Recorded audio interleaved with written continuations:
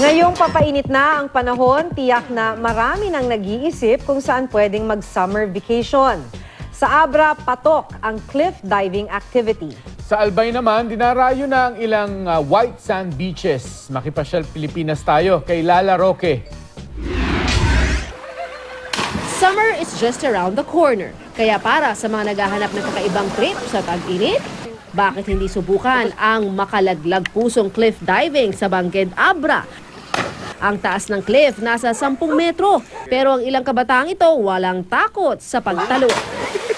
May dalawang paraan daw para marating ang tuktok, ang pag-akyat sa hagdan at pag-akyat sa mga sanga ng puno na nasa gilid ng bangin. Kung trip mo namang mag-chill lang sa dalampasigan, perfect ang puting beach ng Owas Albay. Ang dagat na ito nasa gitna ng 3 islang tinatawag na Trinity Island at para makapunta roon, kailangang pamangka. Isa namang botanical garden ang unti-unti ng dinarayo sa Cebu. Atraksyon din dito ang iba't ibang klase ng bulaklak sa paligid ng isang lawa.